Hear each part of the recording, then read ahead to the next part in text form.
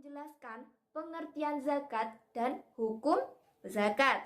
Kemudian yang kedua, dapat menyebutkan dan menjelaskan syarat serta rukun zakat. Dan yang ketiga, dapat menjelaskan tentang hikmah serta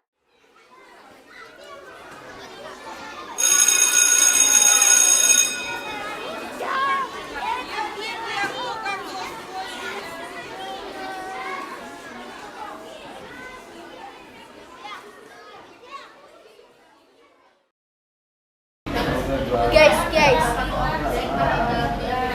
Hah? Aku lihat deh. Kok bisa gitu sih? Zaman udah maju, tapi rakyat masih terpuruk. Kenapa ya?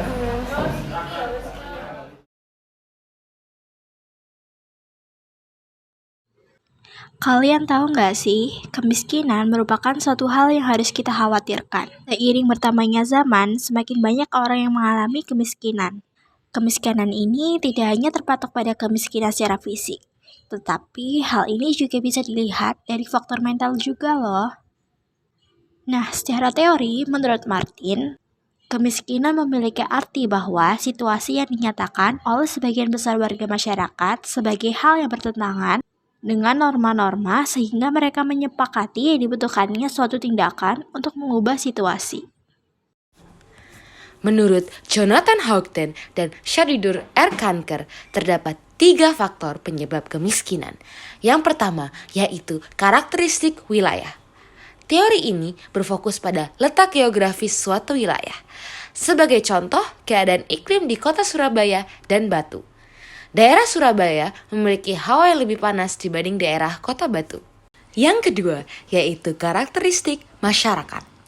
Yang menjadi poin utama dalam teori ini adalah terbatasnya infrastruktur pembangunan seperti jalanan, sumber listrik, sekolah, klinik kesehatan, dan lain sebagainya. Yang terakhir, yaitu teori karakteristik rumah tangga dan individu.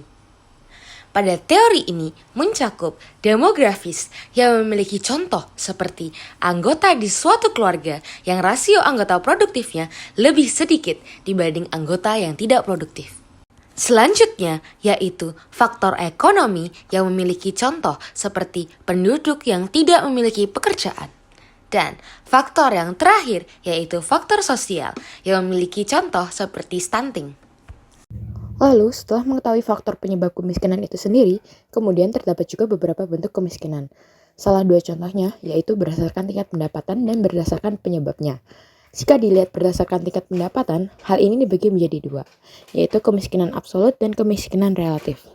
Kemiskinan absolut adalah tingkat pendapatannya berada di bawah garis kemiskinan, seperti contohnya kebutuhan pangan, sandang, perumahan, dan pendidikan. Sedangkan kemiskinan relatif, yaitu jika pendapatan seseorang sudah di atas garis kemiskinan, tetapi relatif lebih rendah dibanding masyarakat di sekitarnya. Sebagai contoh, perbedaan pendapat tergantung kondisi wilayah atau negaranya. Seperti pendapatan orang Jakarta dibandingkan dengan penghasilan orang Yogyakarta.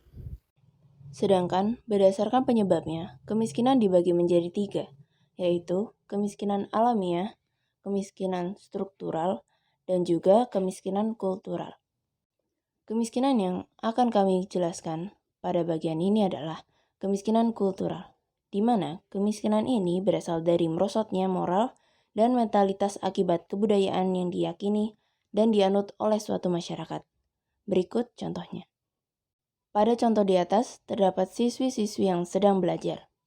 Ada 2 kondisi, yaitu salah satu di antara mereka yang malas dan tidak mau bekerja keras untuk memahami materi dari guru.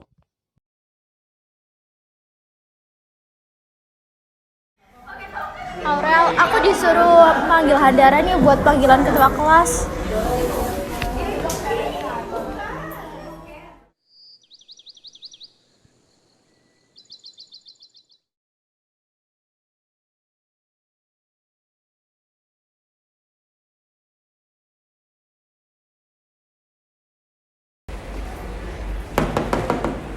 Halo, 11.6.